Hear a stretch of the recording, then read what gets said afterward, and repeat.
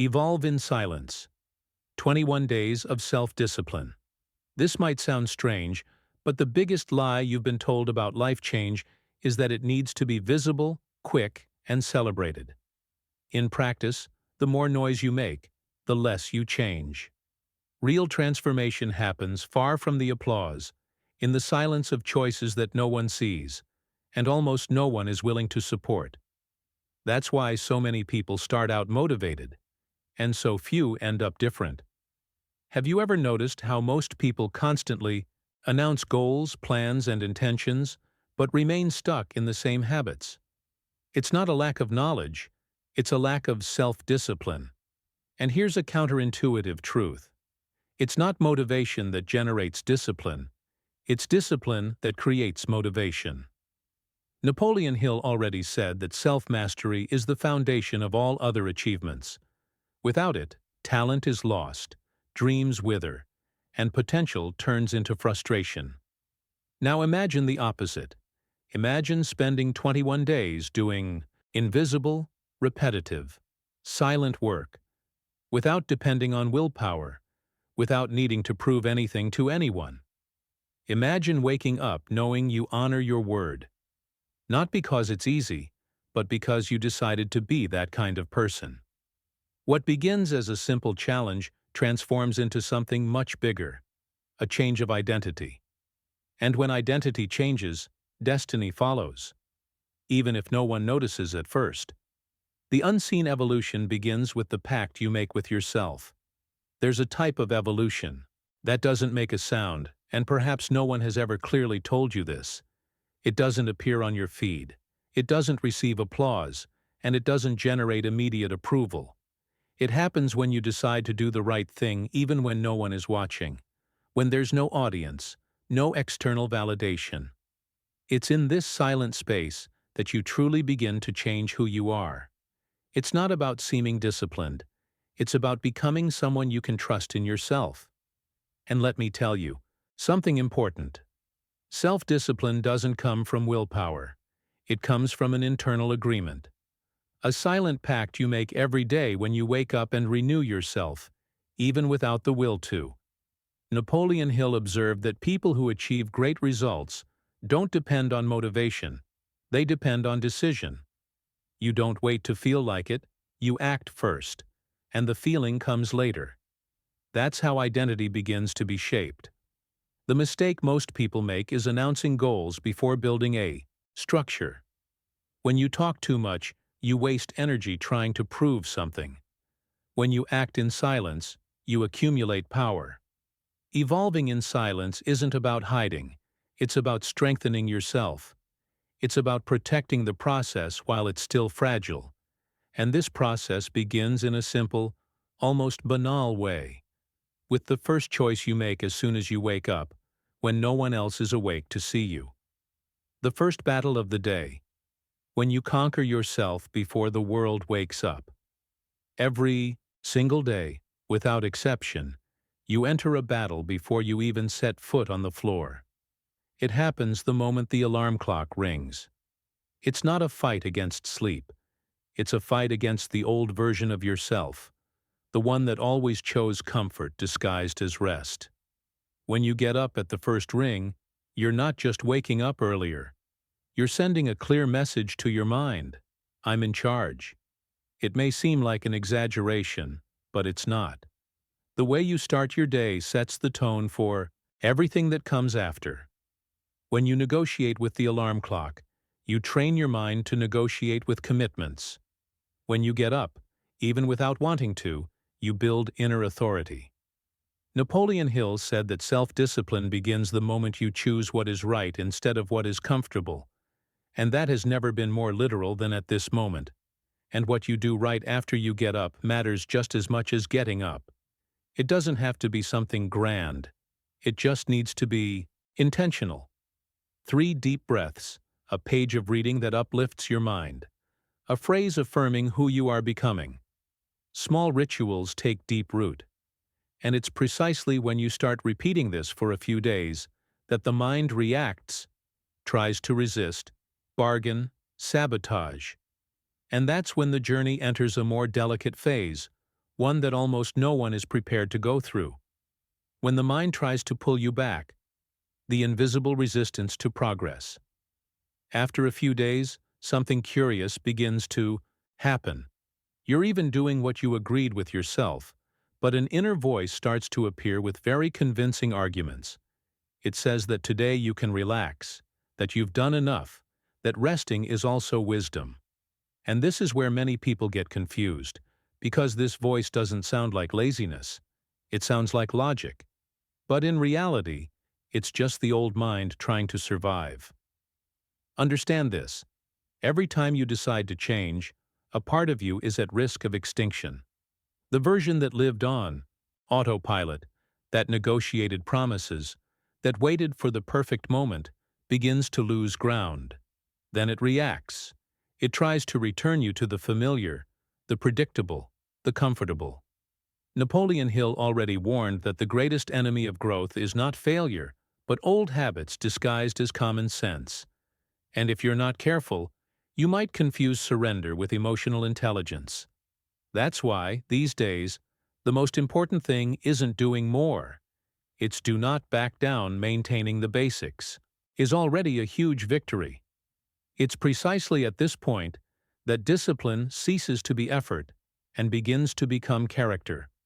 And when you overcome this initial resistance, something changes inside. A new, silent energy emerges, preparing you for a deeper phase of the journey. The friction phase, where most give up and few transform. Between the 7th and 14th day, the journey changes tone. The initial enthusiasm has faded, the novelty has worn off, and now all that remains is you and the commitment you made to yourself. This is where most people abandon the process, not because it's too difficult, but because it's no longer exciting. And let me tell you something clearly. This is exactly the point where real results begin to emerge. At this stage, you need to understand that consistency trumps intensity. It's not about doing something extraordinary. It's about doing what's necessary every day, even when it seems too ordinary to be worthwhile. Napoleon Hill observed that lasting success is sustained by a quiet faith, built when you act without depending on immediate returns. You keep going because you decided to keep going. It's that simple. That's why this period demands deep focus. Set aside daily time to work without interruptions, without notifications, without distractions. It could be on your project, your studies, your personal growth. When you train your mind to sustain attention, you are training inner leadership. And when that leadership begins to solidify, you notice something curious. The discomfort doesn't disappear, but it starts working in your favor, preparing you for an even higher level of commitment. Discipline isn't just what you do, it's what you stop allowing.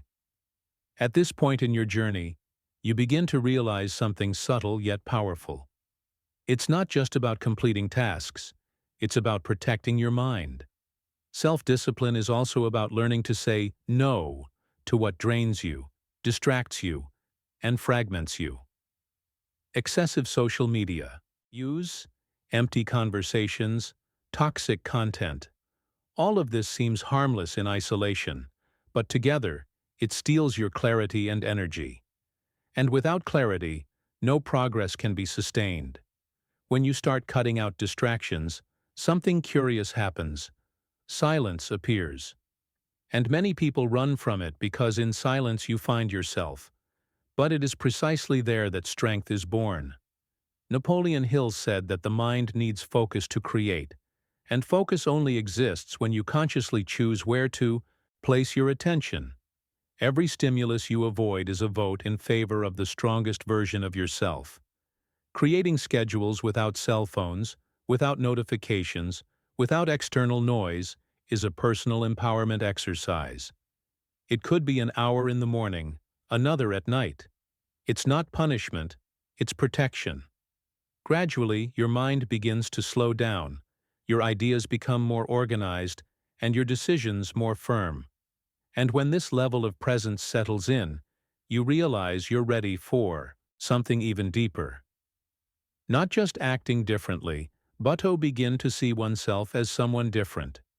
When discipline ceases to be effort and becomes identity, there comes a point when something changes inside, even if almost no one notices from the outside. You're no longer forcing yourself so much. You're not constantly negotiating. You're not fighting with your own mind all the time. Discipline starts to feel more natural because you've stopped questioning yourself. Should I do it? And began to live from, that's just how I am, and that changes everything. Napoleon Hill taught that human beings act consistently with the image they have of themselves. When you begin to see yourself as someone reliable, steadfast, and committed, your actions begin to obey that identity. You don't get up early because it's difficult. You get up because that's your standard. It's no longer about proving something, it's about internal consistency. And consistency generates a silent force that no one can copy. This is where many people are surprised, because they realize that the greatest gain wasn't the habit itself, but the internal change. You begin to respect your own word, trust your own decisions, and walk with more confidence. And when this identity begins to solidify, a new inevitable question arises. How to sustain all of this when motivation finally fails and the challenges become more intense? The final days, when the mind tests whether you've truly changed. In the final days of the journey, something almost invisible happens. The mind begins to whisper that it's enough, that you've come too far, that you can relax because most people wouldn't even make it this far. This is the final test. It's not a direct attack, it's a gentle seduction. Napoleon Hill warned that many abandon the path not at the beginning, but when they start to feel comfortable with their own progress. Here, the game is no longer physical, it's internal. You realize you don't need motivation to continue, but you do need attention. Pay attention to how you talk to yourself, to small concessions, to just today it's okay. It's at this point that you learn to respond with firmness and calm. Not out of rigidity, but out of respect for the new identity that is emerging. When you get through these days without bargaining with yourself, something seals inside. You're no longer trying to evolve. You're living like someone who evolves. And this silent shift prepares the ground for something bigger, because now an inevitable question arises. What to do after the 21 days, when no one is counting, watching, or demanding anything anymore? After 21 days, when discipline becomes a philosophy of life. When the 21 days come to an end, many people make a silent mistake. They treat the process as something complete. But the truth is that this was only the initial training, the foundation. Now begins the most subtle and powerful part. Living without needing to count days, without marking calendars, without seeking validation. You realize that discipline is no longer a temporary challenge, it's your inner language. You act this way because this is how you live. At this stage, the secret is continuity without spectacle. Continue waking up with intention, working with focus, protecting your mind, even when no one is watching. Napoleon Hill said that the permanence of victory depends on the permanence of practice. It's not about achieving it once, it's about sustaining the internal level that brought you this far. Small daily commitments keep the gears turning, even on ordinary days. And it's curious how, without realizing it, the people around you begin to notice something different about you. They can't explain it, but they feel firmness, clarity, presence. You don't need to explain the process because it happened where no one saw it.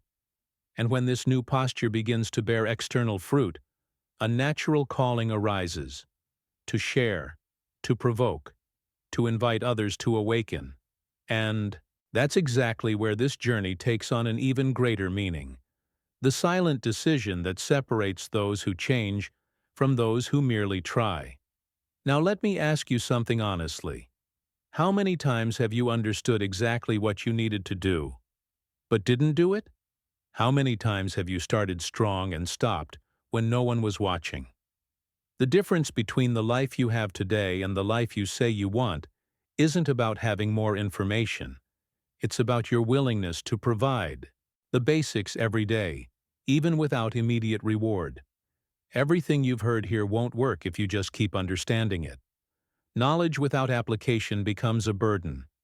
The real turning point happens when you close this video and decide to act differently today, not tomorrow, not when you feel like it. What small commitment can you honor in the next 24 hours? Getting up at the first bell, protecting an hour without distractions, keeping a simple promise you keep postponing? That's how a transformation begins. Small, silent, repeated. And now comes the final challenge. If you don't take control of your discipline, your impulses, distractions, and circumstances will control your life. The question isn't whether you're capable. You've already proven you are. The question is, will you maintain the pattern that strengthens you, or will you return to the comfort that limits you? The choice remains yours every day. If this content resonated with you, if it awakened something that was dormant within you, subscribe to the channel and turn on notifications. Here we don't talk about superficial changes. We build real strength, solid discipline, and evolution that doesn't depend on applause. And now tell me, what habit will you start practicing silently from today?